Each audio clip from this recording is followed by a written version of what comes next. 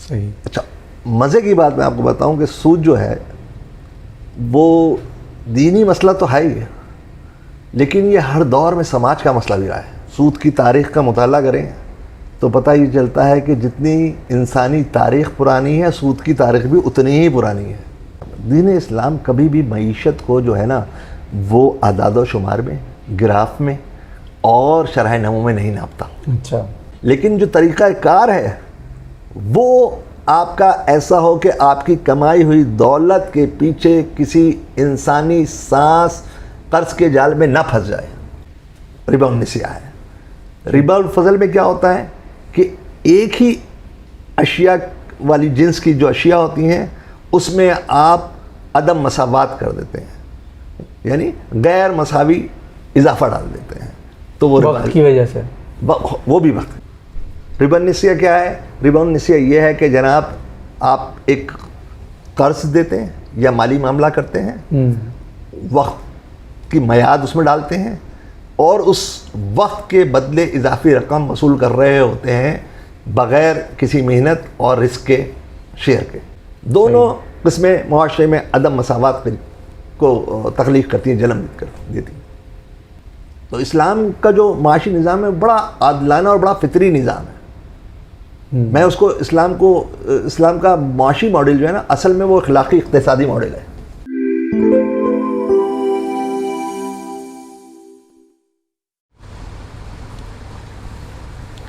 بسم اللہ الرحمن الرحیم. رب اشرح لی صدری ویسر لی امری واحلل عقدۃ من لسانی یفقہوا قولی. سر ایک دفعہ پھر آپ کے پاس حاضر ہوئے اور وہی مدعا ہے کہ معیشت کو، اسلامی معیشت کو سمجھا جائے. تو بہت بہت شکریہ آپ کا کہ آپ ہمیں وقت دے دیتے ہیں. نہیں، اس کے دو فائدے ہیں. ایک یہ ہے کہ ظاہر ہے کہ ثواب کا کام تو ہے ہی ہے. دوسری بات یہ ہے کہ لوگوں کو اویئرنیس بڑھے، لوگوں کو یہ پیغام پہنچے اور ان کو سمجھ میں آئے کہ اوریجنلی اسلامی معیشت ہے کیا. سر جب ہم نے آپ سے معیشت کے بارے میں سمجھا تو کچھ ٹرمینالوجیز تھیں جو ہم آگے ڈسکس کرنا چاہتے ہیں، لیکن اس سے پہلے جب اس پہ عام ڈسکشن شروع کی، ہم نے لوگوں کو دکھائی، ان سے بات کی، سمجھی، تو بہت سارے لوگ ابھی تک سود کے بارے میں بھی کنفیوز ہیں اور وہ بہت ساری چیزوں کو سود نہیں سمجھتے اور بہت ساری چیزیں جو شاید سود کے اس میں نہیں آتی ہیں وہ سمجھتے ہیں کہ یہ غلط ہیں، ہمیں نہیں کرنی چاہیے. تو سر سب سے پہلے تو ایک سمپل سود کی ڈیفینیشن اگر ہمیں معلوم ہو جائے. دیکھیں، سود کو اگر لغوی معنوں میں لوگے تو وہ اس کو جو مطلب ہوتا ہے اس کا ہوتا ہے اضافہ یا بڑھوتری یا زیادتی. عربی میں اس کے لیے ربا کا لفظ استعمال ہوا ہے کہ ربا ہم معنی لفظ ہیں، یعنی اضافہ یا بڑھوتری اس چیز میں. اور کس چیز کی بڑھوتری؟ کہ جب آپ قرض یا مالیاتی معاملات کر رہے ہوتے ہیں تو اس میں ایک وقت انوالو ہوتا ہے اور اس وقت کے بدلے بغیر کسی محنت کے اور بغیر رزق کی شیئرنگ کے جب آپ کوئی اضافہ وصول کرتے ہیں تو وہ سود کے زمرے میں آ جاتا ہے. صحیح. اچھا، مزے کی بات میں آپ کو بتاؤں کہ سود جو ہے وہ دینی مسئلہ تو ہے ہی ہے، لیکن یہ ہر دور میں سماج کا مسئلہ بھی رہا ہے. اچھا. ہم فقط اس کو ایک مسلمان کی حیثیت میں یا دین کیونکہ ہمارا اسلام ہے تو اس کو محدود کر کے اسی دائرے میں دیکھ رہے ہوتے ہیں. لیکن اگر آپ سود کی تاریخ کا مطالعہ کریں تو پتہ یہ چلتا ہے کہ جتنی انسانی تاریخ پرانی ہے، سود کی تاریخ بھی اتنی ہی پرانی ہے. صحیح. یعنی سود اتنا ہی قدیم ہے جتنی انسانی تہذیب قدیم ہے. اور ہر بڑی تہذیب نے اس سود کے معاملے پر بحث کی ہے. یعنی اس کا مطلب یہ ہوا کہ انسانی تہذیب کی ابتدا سے سود ایک متنازع سوال رہا ہے. اچھا. اگر آپ انسانی تاریخ کا مطالعہ کریں تو جو قدیم تاریخ ملتی ہے ہمیں وہ بابل اور نینوا کی تاریخ ملتی ہے. جی. اور بابل اور نینوا کی تہذیب اور پھر اس میں سومری تہذیب آ جاتی ہے. وہاں سے لے کر آج کی وال اسٹریٹ تک سود ایک متنازع مسئلہ ہے. پھر اس سے زیادہ دلچسپ بات کیا ہے؟ وہ یہ ہے کہ جتنی بھی بڑی تہذیبیں گزری ہیں, انسان کی جو تاریخ بنی جی, اور اس میں جتنی بڑی تہذیبیں آئیں, ان سب نے سود کو محدود کرنے کی کوشش کی, ان سب نے سود پر تنقید بھی کی, اور ان سب نے سود کو اخلاقی دائرے میں ضابطوں کے تحت بند کرنے کی کوشش کی. اچھا, آپ اگر جیسے میں نے بتایا کہ بابل اور نینوا کی تہذیب کو دیکھیں تو اس وقت سود جو ہے کسانوں کو غلے اور بیج کی شکل میں دیا جاتا تھا قرض کے طور پہ. صحیح. اور پھر وہ فصل آنے کے بعد اضافی مقدار میں وصول کیا جاتا تھا.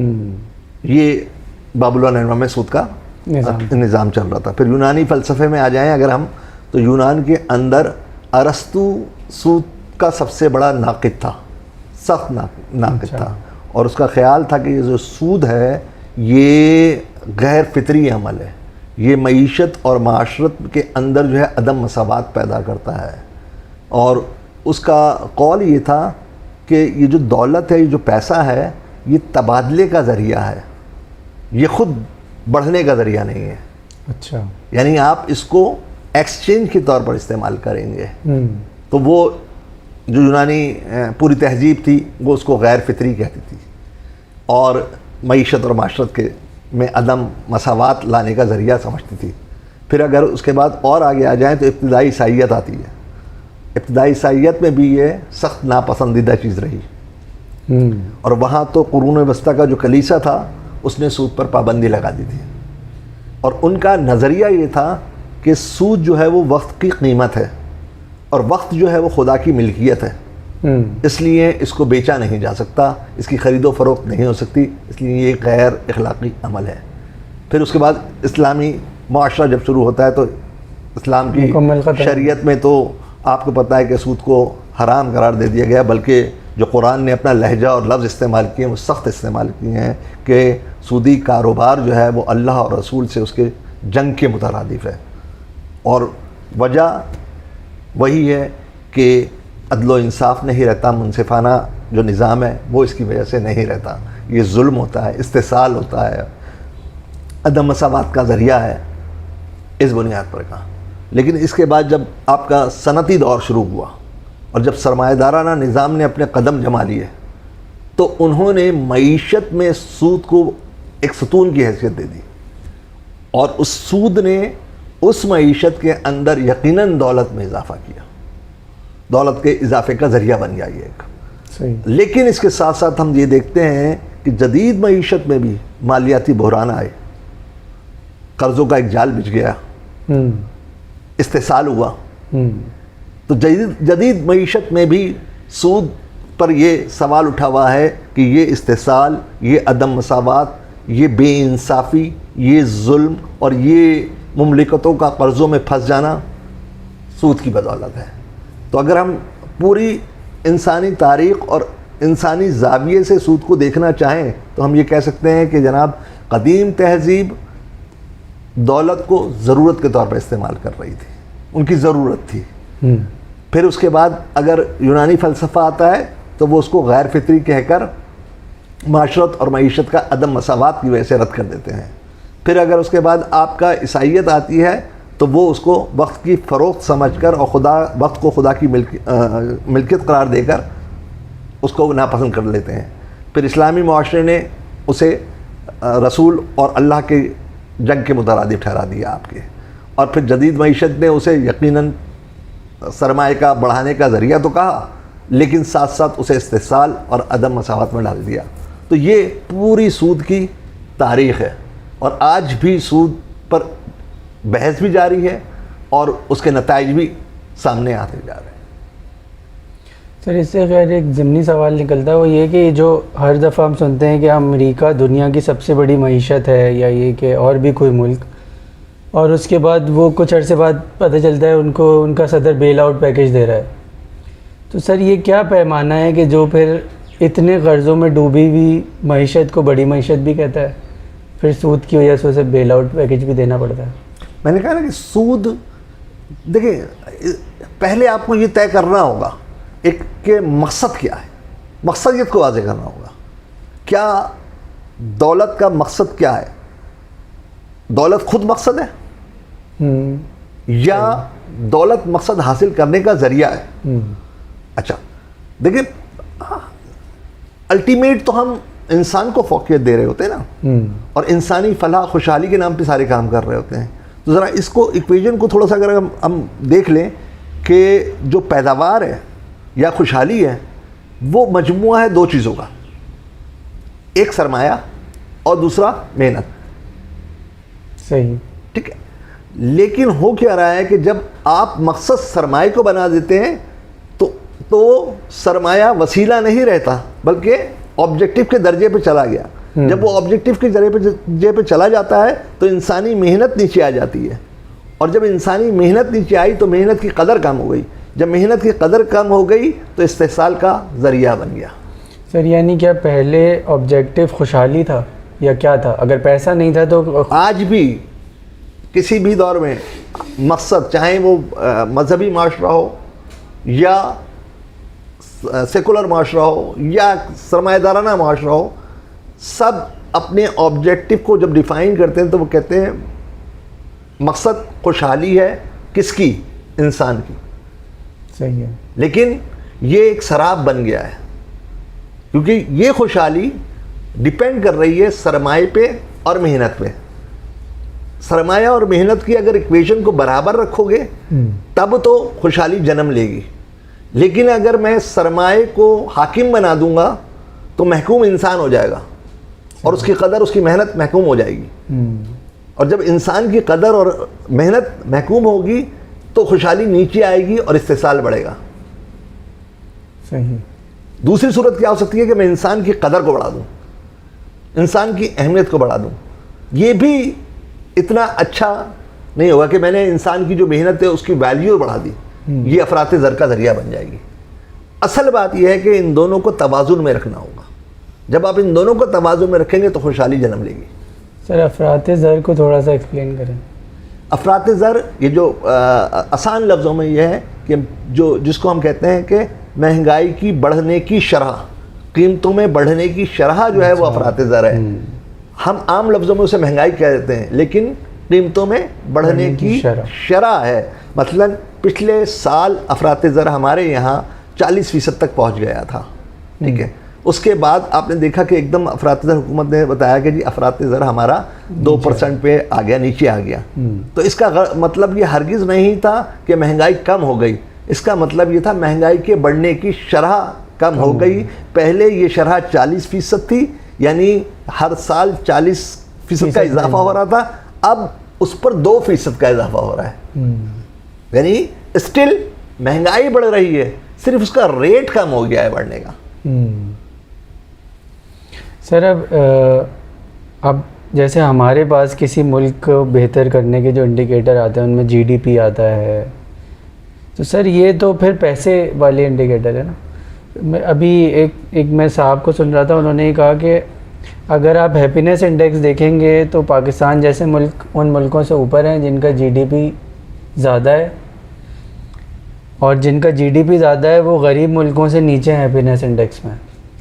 تو پھر سر انڈیکیٹر کیا ہوں گے کہ جس پہ ہم یہ کہیں گے کہ دراصل یہ ملک خوشحال ہے؟ دیکھیں، جو مذہب ہوتا ہے نا وہ، یا دین اسلام کہہ لیں آپ، ہم اس کی دین اسلام کبھی بھی معیشت کو جو ہے نا وہ اعداد و شمار میں، گراف میں اور شرح نمو میں نہیں ناپتا. اچھا، ٹھیک ہے. اس کا مقصد کیا ہے؟ ایسا نہیں ہے کہ وہ ان کو رد کر دیتا ہے. مقصد یہ ہے کہ ان انڈیکیٹر کو جوڑو انسانی فلاح سے، معاشرے کی فلاح سے، عدل و انصاف سے، مساوات سے. وہ ان کو اس سے ملاتا ہے کیونکہ وہ انسان کو ایک مجسم حیثیت دیتا ہے. انسان کا ایک وجود ہے جس کے اندر ایک روح ہے، جس کے اندر ایک ضمیر ہے. تو وہ کہتا ہے کہ جس طرح انسان کے اندر ضمیر ہے اس طرح بازار اور منڈی میں بھی ضمیر ہونا چاہیے. یعنی بازار اور منڈی کا ضمیر کیا ہے؟ تجارت کو فروغ دو مگر دیانت کے ساتھ. صحیح. اسلام کبھی بھی آپ کو دولت کو وہ زیر بحث لاتے ہوئے کبھی دولت کو برا نہیں کہتا.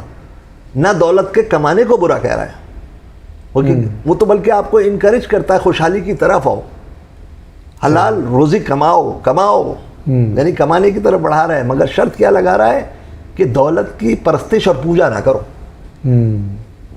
ٹھیک ہے، یعنی دولت کو کماؤ، کمائی کا تمہارا ذریعہ ہے، کمانے کے لیے کوئی پابندی نہیں ہے، لیکن جو طریقہ کار ہے وہ آپ کا ایسا ہو کہ آپ کی کمائی ہوئی دولت کے پیچھے کسی انسانی سانس قرض کے جال میں نہ پھنس جائے. منافع کماؤ، منافع پہ کوئی پابندی نہیں لگائی، لیکن یہ ساتھ ساتھ کہہ دیا کہ تمہارے منافع کی سیڑھی کسی مجبوری کے اس پر نہیں بنی ہوئی ہو، کسی کی مجبوری کو خرید کر نہیں بن رہی ہو. سر تو کیا یہ کہنا درست ہوگا کہ اسلام جو ہے وہ ملک کی خوشحالی کا انڈیکیٹر اخلاقیات کو بنا رہا ہے؟ اخلاقی مشیت ہے. میں نے پہلے بھی کسی جگہ بتایا تھا کہ دیکھو یار، دین اور کیا نام ہے، جو باریک لائن ہے وہ صرف اخلاقیات کی ہے. جب بھی آپ سماج کے ساتھ اخلاقیات کو شامل کر دیتے ہو تو وہ دین بن جاتا ہے. سماجی رسم و رواج میں اگر اخلاقیات کو ڈال دو تو وہ دین ہے. صحیح، واہ. تو اخلاقیات کا پیمانہ ہے، اسی لیے ہم اسے اخلاقی معیشت کہتے ہیں. واہ. سر اب سود کو اگر تھوڑا سا اور دیکھیں تو سر اس کی کیا کچھ قسمیں بھی ہیں؟ دیکھیں، جیسے میں نے آپ کو بتایا نا کہ سود جو ہے نا ایک صرف معاشی اصطلاح نہیں ہے، بلکہ ایک تصور ہے جس کا اثر طرز حیات سے تعلق ہے آپ کا.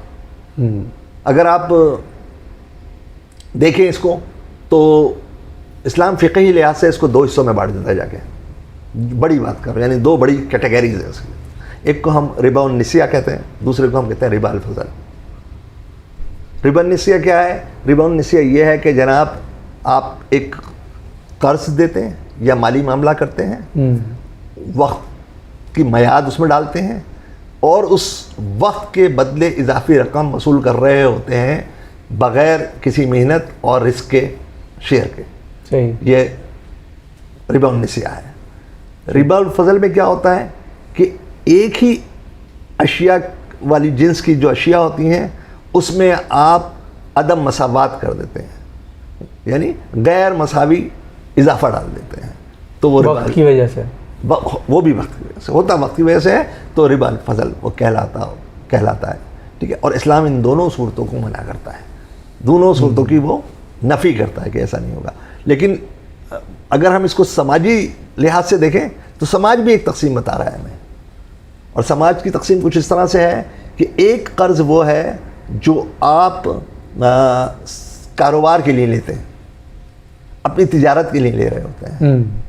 دوسرا قرض وہ ہے جو آپ اپنی مجبوری میں لے رہے ہوتے ہیں، یعنی اپنی غربت کو دور کرنے کے لیے میں کچھ رقم لے رہا ہوں، میں کسی بیماری میں آ گیا ہوں، اس کی وجہ سے کسی مسئلے میں پھنس گیا ہوں، اس کی وجہ سے میں قرض لے رہا ہوں، بچوں کی شادی کرنی ہے قرض لے رہا ہوں، گھر بنانا ہے قرض لے رہا ہوں. تو یہ دوسری قسم کا قرض. لیکن دونوں قسمیں جو ہیں استحصال کی طرف لے کے جاتی ہیں. دونوں قسمیں معاشرے میں عدم مساوات کو تخلیق کرتی ہیں، جنم دیتی ہیں. سر اس میں ایک آخری میرا سوال یہ تھا کہ جو وقت ہے، جیسے وہ آپ بتا رہے تھے کہ عیسائی کلیسا نے بھی کہا کہ وقت کیونکہ خدا کی ملکیت ہے تو وہ بیچا نہیں جا سکتا. سر اس کو اگر مزید تھوڑا سا ایکسپلین کریں کہ یہ کیا، اس میں کیا ایسی نزاکت ہے کہ جس کی وجہ سے وقت پہ یہ قید لگائی گئی کہ اس کو بیچا نہیں جا سکتا؟ دیکھیے، وہ تو عیسائی کلیسا نے اپنے تصور کے مطابق یہ چیز لگائی نا. اصل مسئلہ یہ ہے کہ اس وقت کے ساتھ محنت کو لگانا پڑے گا کہ محنت اس میں شامل تھی نہیں تھی، کیا رسک شیئرنگ ہوئی تھی یا نہیں ہوئی تھی. یہ 2 بڑے امپورٹنٹ پوائنٹ ہیں اس میں. کیونکہ بیسیکلی جب اسلام کہتا ہے کہ آپ کہہ ہی رہے ہیں کہ ہماری جو بھی پیداوار ہے وہ سرمایہ اور محنت کا مجموعہ ہے، تو اگر نفع ہوگا تو بھی سرمایہ اور محنت میں بٹے گا، برابر ہوگا، اور اگر نقصان ہوگا تو وہ بھی سرمایہ اور محنت میں اسی تناسب سے ہوگا. اچھا سر، کیا یہ ہو سکتا ہے کہ اس میں یہ طے کر لیا جائے کہ محنت والے کو 30% تو جو سرمایہ ہے اس کو 50% یا 70% نقصان ہو، یا یہ کہ نقصان برابر ہوگا؟ نہیں، نقصان تناسب کے اعتبار سے ہوگا، اور اس میں بھی مختلف قسمیں ہیں. جیسے یعنی اگر ہم بات کریں اس کی کہ جس میں مضاربہ ہے، یعنی اس میں ایک کا سرمایہ ایک کی محنت ہے، تو نقصان سرمایہ والے کو ہوگا. اگر کاروبار میں نقصان ہوتا ہے تو سرمایہ والا اٹھائے گا، کیونکہ محنت والے کی محنت چلی گئی، وہ نقصان میں کاؤنٹ ہو جائے گی. وہ نقصان میں کاؤنٹ ہو جائے گی. سر اب اسی کی طرف ہی بڑھ رہے تھے کہ پھر اسلام کیا سود کو ہٹا کے کیا سسٹم دے رہا ہے ہمیں؟ اسلام کا تو بہت واضح ہے سر. وہ جو 4 آپ نے ایک دفعہ شاید بتائی ہوئی تھیں، 4 بنیادی اصطلاحیں اسلام استعمال کرتا ہے. ایک کو کہتے ہیں مشارکہ، یعنی شراکت داری، لوگ مل کر سرمایہ ڈالتے ہیں اور کاروبار کرتے ہیں، یہ مشارکہ کہلاتا ہے. مضاربہ یہ ہے کہ ایک کا سرمایہ ہے ایک کی محنت ہے، ایک اپنا سرمایہ ڈال رہا ہے، دوسرا اپنی محنت لگا رہا ہے، اس میں انتظامی امور سنبھال رہا ہے، محنت کر رہا ہے، مہارت دکھا رہا ہے، یہ مضاربہ ہے آپ کا. اسی طرح مربہ ہے آپ کا، اور اس کے بعد جو ہے آخری جو ہے اجارہ ہے، لیزنگ ہے، کرایہ. یہ چاروں اصطلاحات ہیں، اور اس کی بنیادیں ساری جو ہیں شریعت کے مطابق اور فقہ کے مطابق نکالے گئے. اور اس میں جو اہم بات ہے، جو خیال رکھا گیا ہے، وہ یہ رکھا ہے کہ استحصال کسی طرف نہ جائے. اگر منافع ہے تو وہ بھی تناسب کے اعتبار سے تقسیم ہو جائے گا، اگر نقصان ہے تو وہ بھی اسی لحاظ سے تقسیم ہوگا، تاکہ دونوں شریک ہو جائیں اس کے. تو اسلام کا جو معاشی نظام ہے بڑا عادلانہ اور بڑا فطری نظام ہے. میں اس کو اسلام کا معاشی ماڈل جو ہے نا، اصل میں وہ اخلاقی اقتصادی ماڈل ہے. اس میں اہمیت ہے انسان کی. اسلام سب سے پہلے جو سوال کرتا ہے نا، وہ کہتا ہے پہلے مقصد طے کرو. مقصد کیا ہے؟ کس چیز کا مقصد؟ یعنی کاروبار کا مقصد یا انسان کا مقصد؟ کس چیز کا مقصد؟ آپ کاروبار کر رہے ہو تو اس کی مقصدیت کیا ہے؟ ٹھیک ہے، تو مقصد کے حساب سے ہوگا. اسلام کے نزدیک تو مقصد یہ ہے انسان کی فلاح، معاشرے کی فلاح. ٹھیک ہے، تو مقصد یہ ہے. تو وہ کہتا ہے کہ کبھی بھی مقصد کے ذرائع کو مقصد مت بننے دو. یعنی پیسے کو مقصد نہ بننے دیں، خوشحالی کو مقصد بنائیں. بالکل ایسا ہی ہے. اس کو دیکھیں نا، تنگ دستی سے نکلنے کو مقصد بنائیں. بالکل. ہوا یہی ہے کہ ہم نے سرمایہ کو، یعنی جو دولت ہے اس کو مقصد بنا لیا ہے. جب ہم دولت اور سرمایہ کو مقصد بنا لیتے ہیں تو وہ ذریعہ نہیں رہا، اب وہ مقصد ہے. اس کا بڑھا ہونا، اس کا اضافہ ہونا مقصد ہے.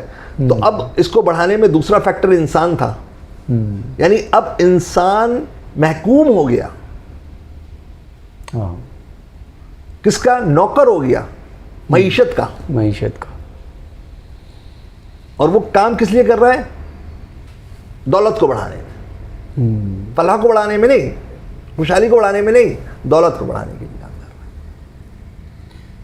سر اگر ہم اس سیشن کو یہاں روکیں تو پھر اگلے کچھ سوالات میں پھر چاہوں گا کہ ہم اس سیشن کے بعد شروع کریں.